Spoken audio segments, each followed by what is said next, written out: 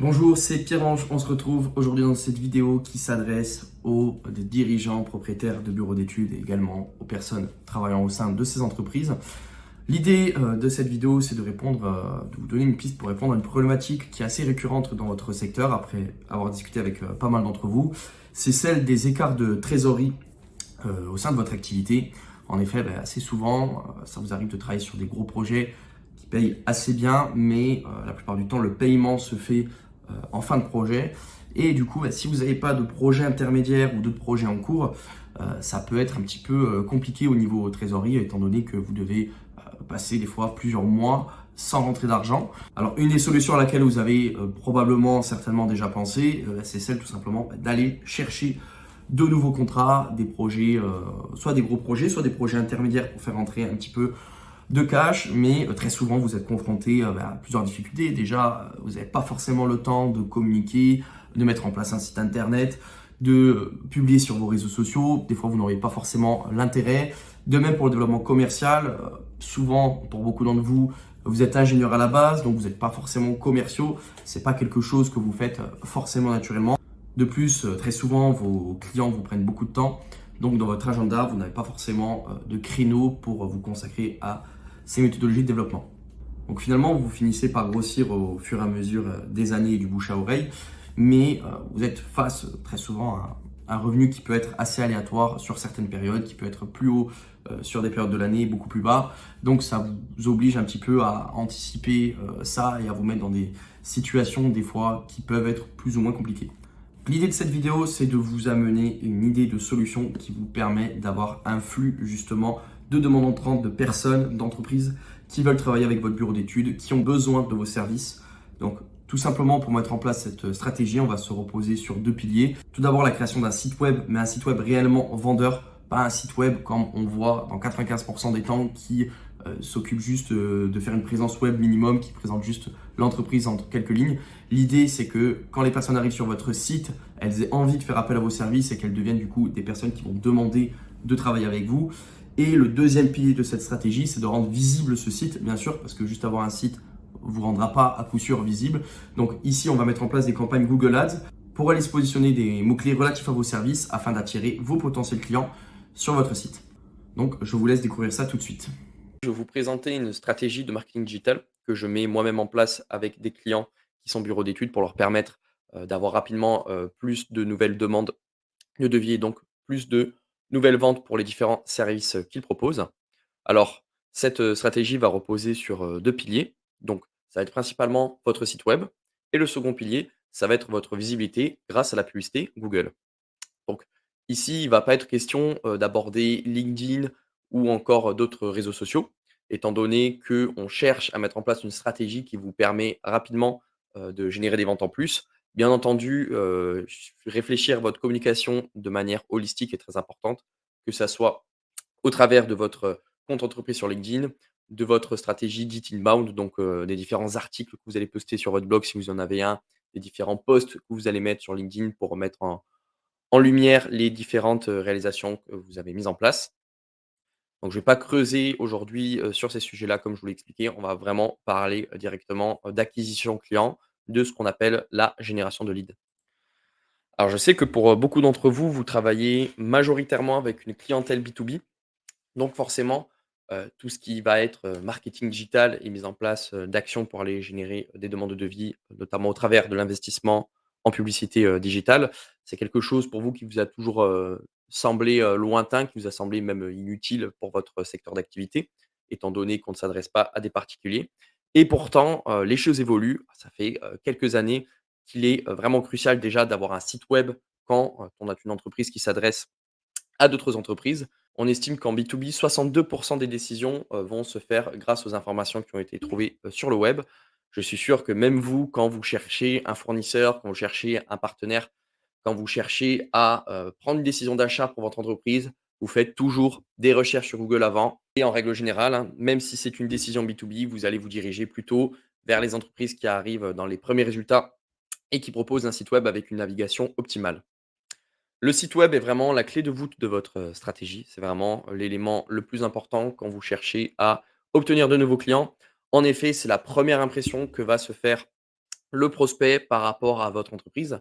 Alors imaginez que vous devez ouvrir demain, des bureaux pour votre entreprise ou une nouvelle franchise dans une allée passante d'une très grande ville, par exemple Lyon, Toulouse ou même Paris. Est-ce que vous seriez, vraiment, on va dire préoccupé par le rendu que va rendre vraiment la façade de votre vitrine? Je pense que oui, vous allez, sûrement, confier ce projet à des professionnels pour que vraiment on puisse, mettre en valeur au maximum votre, entreprise, que ça soit au travers de votre logo, des couleurs de votre façade et bien sûr de comment va être aménagé votre, bureau quand vous allez recevoir vos potentiels clients. Le site web, si vous voulez, c'est un petit peu pareil. C'est-à-dire que c'est, l'unique vitrine que vous allez avoir sur le web. Donc pour le coup, il va y avoir encore plus de passants que si vous êtes dans, une rue passante d'une grande ville et donc il faut vraiment, vraiment faire attention à ça pour essayer de valoriser au maximum votre entreprise et de donner vraiment une image très positive de votre entreprise. Alors pourquoi je fais cette comparaison? Tout simplement parce qu'il y a une erreur récurrente que je vois trop souvent, je vois peut-être tous les jours que Dieu fait, c'est, d'avoir un site web tout simplement, alors pas qui juste n'est pas optimisé, mais surtout qui renvoie une mauvaise image de votre entreprise parce que on a un design qui est, pas beau, si c'est pas pour dire dégueulasse dans certains cas. On a une navigation qui a aucun sens et en général, beh, quand le prospect arrive sur le site, ce qu'il fait, c'est qu'il va cliquer très vite sur la croix et il va vous oublier à tout jamais. Alors, je comprends pourquoi ces sites web, existent en général, et je pense peut-être que c'est votre cas.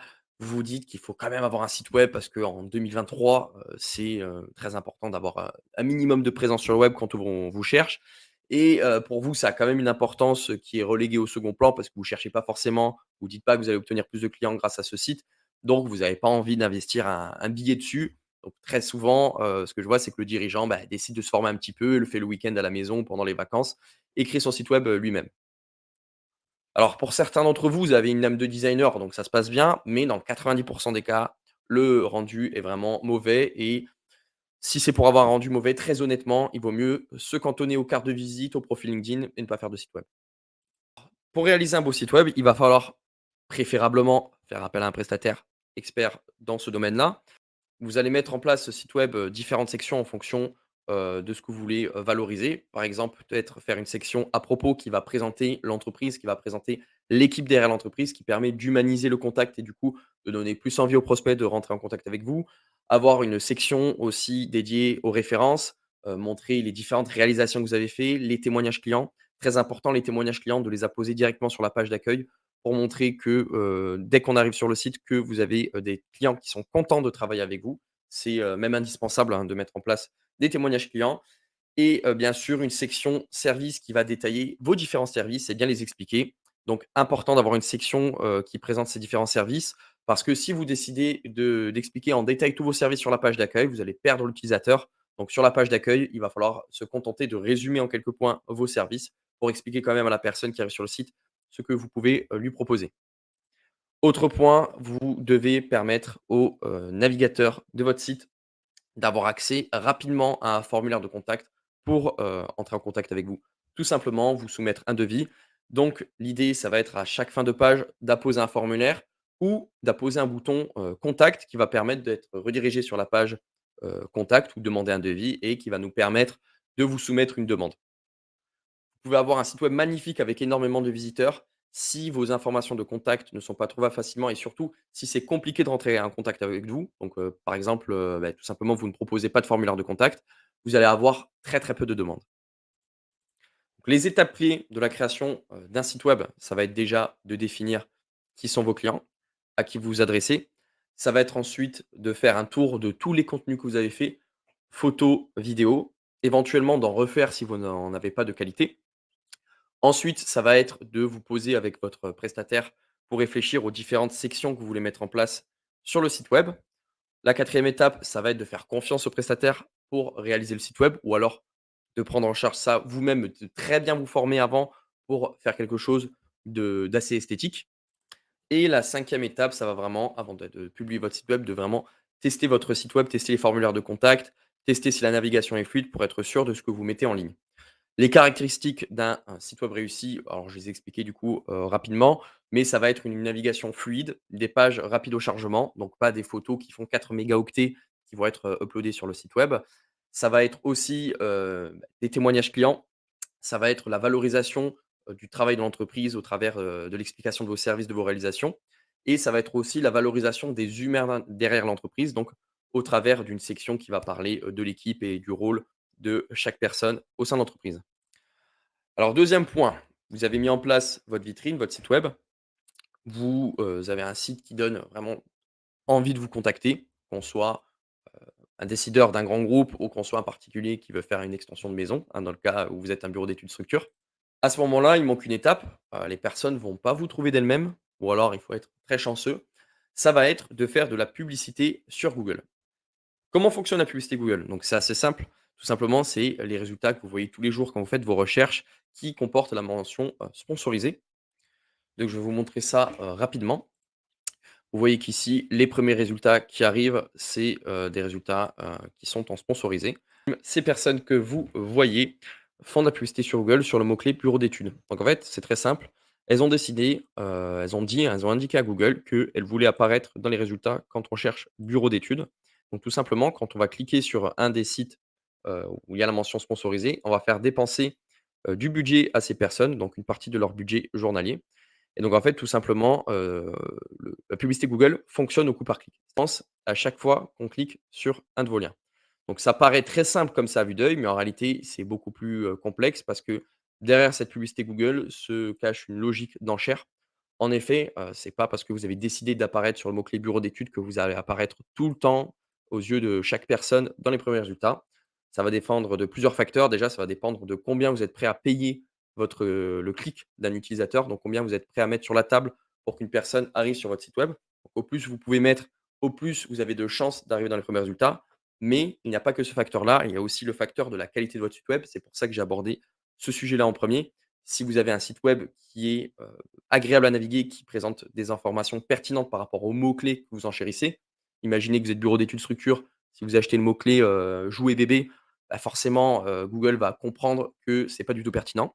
Donc plus, votre contenu est pertinent, plus la navigation de votre site web est, agréable, plus Google va vous donner ce qu'on appelle un score de qualité élevé et plus souvent vous allez apparaître dans les premiers résultats. Donc l'intérêt de Google Ads, c'est que du coup, vous allez pouvoir acheter, les mots-clés de vos services. Imaginez que vous faites des études béton, bah, vous allez décider du coup de cibler les personnes qui cherchent études béton et du coup les personnes qui cherchent études béton, de temps en temps, vont tomber sur votre site web, vont cliquer dessus. Donc je vous fais une petite démo, hein. Malheureusement, pour, Bexo.fr, il y aura un petit peu de budget publicitaire qui aurait été dépensé à cause de moi. Et donc là, on voit que sur Bexo, alors sur Bexo, on n'a pas le meilleur site du monde. Par contre, ce qui est bien, c'est qu'on peut avoir rapidement accès à un formulaire de demande de devis. Donc ici, on décide d'aller remplir le devis parce qu'on veut, faire une étude béton. Alors, bon là, c'est un choix qui a été fait, je ne suis pas forcément fan, mais de choisir le type de construction. Donc là, tout simplement, je vais choisir mon type de construction, indiquer la surface du projet et mettre mon code postal et arriver à l'étape suivante. Alors, je ne vais pas faire toutes les étapes parce que le but, c'est pas, de faire, une fausse demande à, ce pauvre, confrère à qui on a déjà fait dépenser du budget sur Google. Mais comprenez que du coup, la personne, a payé pour qu'une personne comme moi arrive sur son site quand elle cherche études béton et forcément sur ce nombre de personnes-là, il va en avoir qui vont, faire confiance à l'entreprise après, avoir consulté les informations à propos du bureau d'études et qui du coup vont soumettre leur demande de devis. Donc au plus votre site web est optimisé, au plus vous avez de chances que les personnes qui arrivent sur votre site web, finissent par, soumettre leur demande parce qu'elles vous font confiance par rapport aux informations qu'elles ont vues. C'est pour ça, comme je vous ai dit, que le site web est très important et en réalité, c'est 60 d'une stratégie de marketing digital. Et la publicité Google, beh, comme vous pouvez le voir, finalement, va être le moteur de toute cette stratégie. C'est ce qui va vous permettre, d'acheter du trafic, d'acheter des personnes qui arrivent sur votre site web. Et du coup, forcément, en fonction du coût par clic que vous payez et en fonction du nombre de personnes, donc ce qu'on appelle le taux de transformation que vous obtenez, vous allez pouvoir obtenir de nouveaux clients de manière rentable. Imaginez que vous, payez votre clic 1 € et que, pour 100 visiteurs, vous avez 5 demandes de devis. Tout simplement, ça veut dire que pour 100 €, vous avez 5 demandes de devis, donc une demande vous coûte 20 €. Ensuite, c'est à vous de faire votre calcul, combien vous vendez en général votre service moyen et vous allez très vite voir, votre rentabilité. L'avantage, si vous voyez cette vidéo aujourd'hui et je pense même dans un an, ça sera encore la même situation, c'est que, le secteur est très peu concurrentiel. Du coup, vos coûts, par clic sont très bas. Donc en général, quand on met en place ce genre de stratégie, pour un bureau d'études, on a une très bonne rentabilité. à condition d'avoir un beau site web, comme je vous l'explique. Alors, au niveau des meilleures pratiques de Google Ads, ça va être, si vous décidez de le faire vous-même, encore une fois, je vous recommande, bien sûr, hein, vous allez dire qu'il y a un billet parce que c'est mon travail, mais je vous recommande de faire appel à un expert pour gérer ces campagnes pour vous, ou alors de très bien vous former à la gestion de ces campagnes. Et du coup, je vous recommande d'utiliser ce qu'on appelle le mode expert de Google Ads. Quand vous allez créer un compte, tout simplement, Google va vous proposer d'utiliser le mode intelligent, qui pour l'instant n'est pas intelligent et depuis les années qu'il existe n'est pas vraiment intelligent. Il est juste là pour faire dépenser votre budget. Donc moi, je vous recommande d'aller dans le mode expert, même si vous n'êtes pas un expert, et du coup de mettre en place vos campagnes manuellement, en choisissant vraiment précisément les mots-clés sur lesquels vous voulez apparaître, les pages d'atterrissage sur lesquelles vous voulez rediriger vos utilisateurs. Imaginez que vous parlez d'études béton, à ce moment-là, vous allez choisir une page d'études béton. Et autre point, je vous recommande de ne pas être apeuré par le fait de mettre du budget sur Google Ads. Vous pouvez commencer avec un 10 ou 20 € par jour, bien entendu, dans votre secteur, c'est cohérent. Commencez avec un 10 ou 20 € par jour. Voyez au bout de 2 3 semaines les résultats. Si au bout de 2 3 semaines, vous n'avez pas de demande de devis, essayez de comprendre avec un expert pourquoi, vos campagnes n'apportent pas de demande de devis. Peut-être c'est votre site, peut-être c'est vos campagnes qui ne sont pas du tout optimisées et à ce moment-là, il y aura quelque chose à faire. Mais si vous faites bien le travail, normalement, sous 3 semaines, vous devrez avoir des demandes de devis. Donc en récap, ce que je recommande comme stratégie de marketing digital pour un bureau d'études, que vous soyez focus sur du B2B ou du B2C, ça va être de mettre en place un site web vraiment professionnel qui valorise au maximum votre entreprise, votre équipe, vos réalisations, vos témoignages clients, qui permet une prise de contact simplifiée.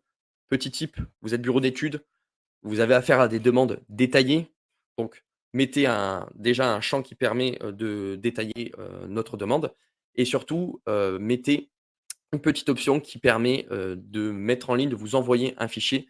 C'est très utile. Moi, je mets en place ça avec mes clients et 2 demandes sur 3 contiennent une pièce jointe qui est très utile, bah, du coup, pour le bureau d'études. Ça leur permet, directement de savoir s'ils sont en mesure de réaliser le projet ou non, avant même d'avoir à passer un coup de fil. J'espère que cette vidéo vous a plu. Je vous invite à vous abonner à ma chaîne pour recevoir plus de contenu de ce genre. Et si vous voulez aller un petit peu plus loin, je vous propose une petite analyse offerte de votre stratégie marketing. Alors concrètement, l'idée c'est de s'appeler une demi-heure et que j'analyse déjà ce que vous avez actuellement au niveau de votre stratégie de marketing digital. Donc je vais vous donner des recommandations sur votre site web, comment l'améliorer pour qu'il puisse convertir plus de visiteurs en prospects qualifiés, intéressés par vos services. Également, si vous avez des campagnes Google Ads qui tournent, je vous propose de les diagnostiquer. Pareil, hein, donc pendant cette demi-heure, je vais jeter un coup d'œil à votre compte Google Ads. Je vais vous donner quelques recommandations sur comment optimiser vos budgets et votre stratégie pour obtenir de meilleurs résultats.